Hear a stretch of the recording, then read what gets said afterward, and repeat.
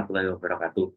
Perkenalkan, nama saya Abdul Fatoni dengan NIM 24010503996 Romel J. Di sini saya akan menjelaskan materi tentang etis bermedia sosial, membangun budaya bermedia sosial yang bertanggung jawab dan beretika. Di sini kita akan mempelajari yang pertama itu pengertian etika bermedia sosial, yang kedua itu prinsip etis bermedia sosial, yang ketiga itu bentuk perilaku etis di media sosial, yang keempat yaitu resiko perilaku tidak etis, yang kelima yaitu upaya meningkatkan etika bermedia sosial, dan yang keenam yaitu penutup. Yang pertama yaitu pengertian etika bermedia sosial. Etika bermedia sosial merupakan seperangkat tata krama atau norma yang mengatur perilaku individu dalam menggunakan teknologi dan media digital. Etika ini menjadi pedoman agar setiap aktivitas di dunia digital seperti berkomunikasi, berbagi informasi, hingga berinteraksi di media sosial dilakukan dengan cara yang sopan, bertanggung jawab, dan menghormati hak orang lain. Tujuan utama dari penerapan etika bermedia sosial adalah untuk menciptakan lingkungan bermedia sosial yang positif, aman, dan beradab, sehingga semua orang dapat merasakan manfaat teknologi tanpa merugikan satu sama lain. Yang selanjutnya itu prinsip etis bermedia sosial. Yang pertama yaitu keterbukaan. Keterbukaan berarti bersedia menerima dan menghargai pendapat orang lain, pandangan, serta budaya yang ada di dunia digital. Dalam ruang maya yang luas dan beragam, pengguna harus mampu berdiskusi secara sehat tanpa memaksakan kehendak. Sikap terbuka ini penting untuk menciptakan dialog yang konstruktif dan inklusif. Yang kedua yaitu kejujuran. Dalam dunia digital, berarti tidak memanipulasi fakta, tidak menyebarkan berita bohong atau hoax, dan tidak menyalahgunakan identitas. Menjaga kejujuran akan meningkatkan kredibilitas pribadi dan membangun kepercayaan di ruang digital. Yang selanjutnya itu tanggung jawab, yaitu setiap orang bertanggung jawab atas setiap konten yang dibuat, dibagikan, atau dikomentari di media sosial. Ini mencakup memastikan informasi yang dibagikan benar atau tidak, dan melanggar hukum atau tidak. Tanggung jawab juga mencakup dampak dari informasi tersebut terhadap individu atau kelompok yang lain. Yang selanjutnya itu saling menghargai. Dalam media sosial, etika menuntut setiap individu untuk menghargai hak dan privasi orang lain. Ini termasuk tidak menyebarluaskan data pribadi orang lain tanpa izin, tidak menghina atau merendahkan dalam komentar, atau serta menghargai karya dan pemikiran orang lain. Sikap saling menghargai membentuk komunitas bermedia sosial yang sehat dan beretika. Yang selanjutnya itu bentuk perilaku etis di media sosial.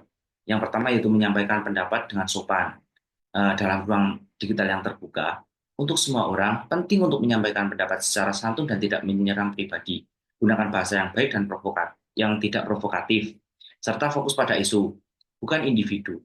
Perbedaan pendapat adalah hal yang wajar di media sosial, namun cara menyampaikannya mencerminkan integritas dan kedewasaan dalam bermedia sosial tersebut. Yang selanjutnya itu tidak melakukan perundungan siber atau cyberbullying. Perundungan siber adalah tindakan mengintimidasi, menghina, mengejek, atau mengancam seseorang melakukan sesuatu yang tidak etis di media sosial. Ini termasuk komentar kasar, menyebarkan rumor, atau membuat konten-konten yang merugikan orang lain. Etika bermedia sosial menuntut pengguna untuk menciptakan ruang yang aman dan mendukung, bukan menakut-nakuti atau menyakiti orang lain. Yang selanjutnya itu memberi kredit pada karya orang lain atau menghindari plagiarisme, yaitu menggunakan karya orang lain seperti tulisan, foto, video, atau ide tanpa menyebutkan sumber merupakan bentuk pelanggaran etika dan hukum.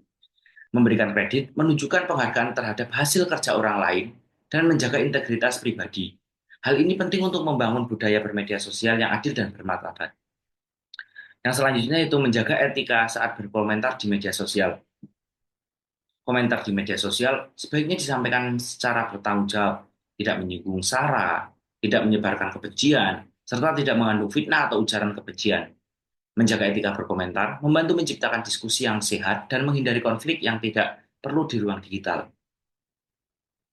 Yang selanjutnya adalah resiko tidak perilaku yang tidak etis, yaitu yang pertama itu dapat dikenakan sanksi hukum ITE. Perilaku bermedia sosial yang melanggar norma seperti menyebarkan hoax, ujaran kebencian, pencemaran nama baik, atau pelanggaran privasi dapat dikenakan sanksi pidana sesuai Undang-Undang Informasi dan Transaksi Elektronik atau UU ITE. Hukum ini bisa berupa denda atau penjara, tergantung pada beratnya pelanggaran yang dilakukan. Kesadaran hukum menjadi penting agar pengguna tidak terjebak dalam masalah hukum akibat tindakan impulsif di dunia maya. Yang kedua yaitu merusak reputasi pribadi dan orang lain. Tindakan tidak etis seperti memfitnah, menyebarkan konten sensitif tanpa izin, atau reputasi pribadi. Tidak hanya itu, perilaku seperti menyebarkan gosip, eh, untuk menyerang karakter seseorang juga merusak nama baik orang lain secara permanen. Di ruang digital tersebut, jejak digital itu sangat sulit dihapus dan dapat mempengaruhi masa depan termasuk dalam dunia kerja ataupun di dunia sosial yang lainnya. Yang ketiga yaitu menyebabkan konflik dan perpecahan sosial.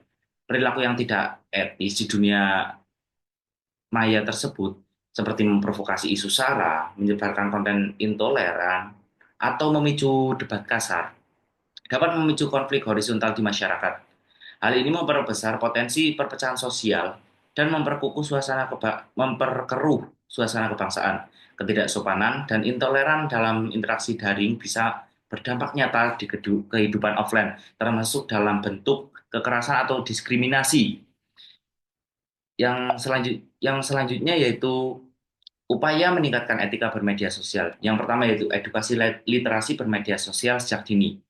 Jadi pendidikan mengenai etika dan bertanggung jawab dalam bermedia sosial perlu dimulai sejak usia dini, baik di lingkungan keluarga, sekolah, eh, bahkan di lingkungan masyarakat sekalipun. Anak-anak dan remaja harus dibekali dengan pemahaman tentang batasan norma dan dampak dari perilaku bermedia sosial mereka. Dengan bekal ini, mereka akan lebih siap menghadapi tantangan dunia maya secara bijak dan beradab. Yang selanjutnya yaitu menjadi contoh pengguna media sosial yang baik, yaitu setiap individu memiliki peran sebagai panutan, terutama dalam komunitas bermedia sosialnya, dengan menunjukkan perilaku etis seperti berpikir sebelum membagikan konten, menghormati orang lain, serta menjaga sopan santun saat berdiskusi. Pengguna dapat menjadi role model yang menginspirasi orang lain untuk bertindak serupa. Berbudaya digital yang positif dimulai dari setiap individu tersebut. Yang selanjutnya itu melaporkan konten negatif atau tidak etis. Dalam satu bentuk partisipasi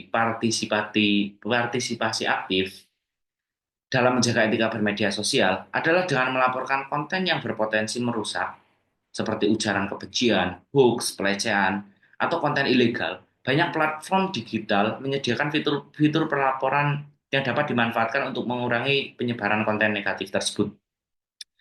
Tindakan ini membantu menjaga keamanan dan kenyamanan bersama di dunia maya. Yang selanjutnya itu penutup. Jadi etika digital adalah tanggung jawab bersama. Dan dengan itu, mari kita di ruang digital yang sehat, aman, dan beradab. Terima kasih. Sekian presentasi dari saya. Wassalamualaikum warahmatullahi wabarakatuh.